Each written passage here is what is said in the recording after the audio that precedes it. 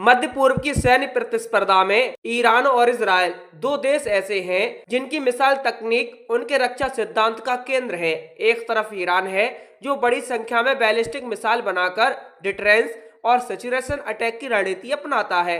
वहीं दूसरी तरफ इजराइल है जो सीमित लेकिन अत्यधिक सटीक और तकनीकी रूप से उन्नत मिसाइल सिस्टम पर निर्भर करता है। इसी संदर्भ में गद्र 110 और जेरिको 1 दो महत्वपूर्ण मिसाइल हैं जो अपने अपने समय और जरूरतों के हिसाब से विकसित की गई हैं। हालांकि दोनों मिसाइलें एक ही श्रेणी में यानी बैलिस्टिक मिसाइल में आती है, लेकिन उनकी तकनीक, उपयोग, रेंज और रणनीतिक भूमिका काफी अलग है। तो चलिए इस वीडियो में हम इस विषय को विस्तार से समझते हैं। ईरान और इजराइल की मिसाइल की ताकत को समझने के लिए जब हम गद्र 110 और जेरिको 1 जैसी मिसाइलों की तुलना करते हैं तो यह सिर्फ दो हथियारों का मुकाबला नहीं होता, बल्कि दो अलग अलग सैन्य सोच, तकनीकी विकास और रणनीतिक दृष्टिकोण का भी विश्लेषण होता है। एक तरफ ईरान की गद्र 110 है जो आधुनिक समय की मीडियम रेंज बैलिस्टिक मिसाइल के रूप में विकसित की गई है। वहीं दूसरी तरफ इजराइल की जेरिको है जो उसकी शुरुआती बैलिस्टिक मिसाइल प्रणाली का हिस्सा रही है और जिसने उसके मिसाइल प्रोग्राम की नींव रखी।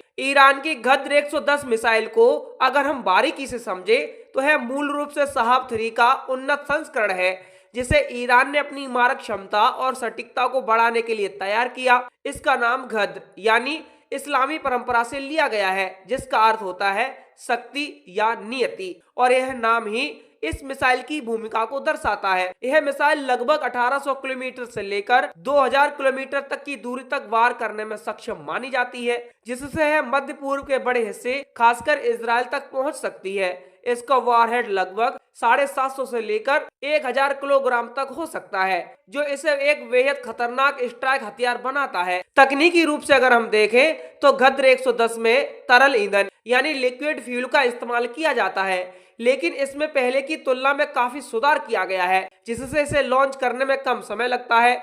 इसके साथ ही इसमें बेहतर गाइडेंस सिस्टम लगाया गया है जिससे इसकी सटीकता में भी सुधार हुआ है। यह मिसाइल मोबाइल लॉन्चर यानी ट्रांसपोर्टर इरेक्टर लॉन्चर से छोड़ी जा सकती है जिससे इसे छुपाकर रखा जा सकता है और अचानक हमला भी किया जा सकता है। यही वजह है कि यह मिसाइल सर्वाइवेबिलिटी के मामले में काफी मजबूत मानी जाती है। दूसरी तरफ इजराइल की जेरिको 1 मिसाइल की बात करें तो यह एक ऐतिहासिक महत्व की मिसाइल है जिसे साल 1960 और 1970 के दशक में विकसित किया गया था। उस समय इजराइल अपने पड़ोसी देशों जैसे मिस्र और सीरिया से घिरा हुआ था और उसे एक ऐसी मिसाइल की जरूरत थी जो कम दूरी में तेजी से हमला कर सके। इसी जरूरत के तहत जेरिको 1 का विकास हुआ।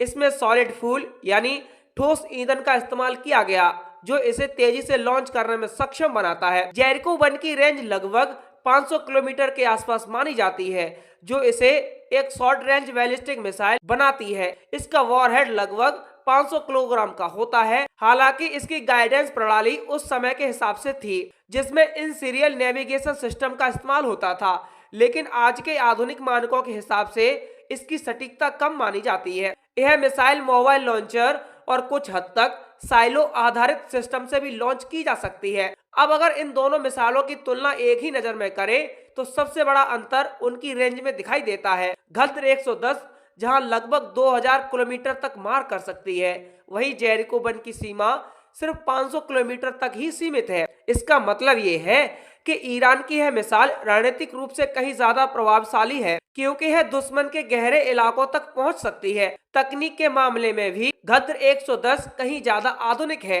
क्योंकि इसमें नए जमाने की गाइडेंस और डिजाइन सुधार शामिल हैं, जबकि जेरिको 1 अपने समय की तकनीक पर आधारित एक पुरानी प्रणाली है। ईंधन के मामले में देखें तो जेरिको 1 का सॉलिड फ्यूल एक बड़ा फायदा है क्योंकि इसे तुरंत लॉन्च किया जा सकता है, जबकि गद्र 110 में लिक्विड फ्यूल होने के कारण कुछ तैयारी की जरूरत होती है।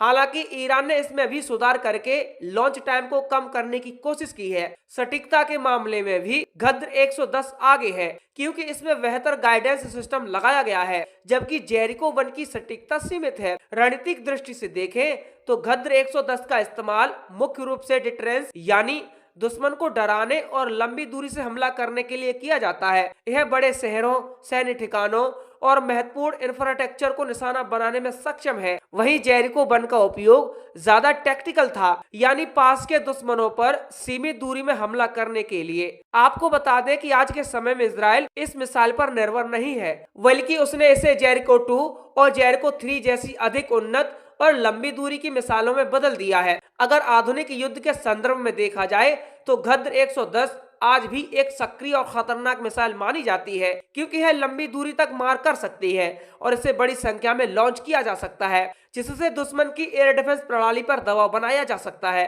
इसके विपरीत जेरिको 1 अब लगभग अप्रचलित हो चुकी है और इसका उपयोग मुख्य रूप से ऐतिहासिक या प्रशिक्षण उद्देश्यों तक सीमित माना जाता है।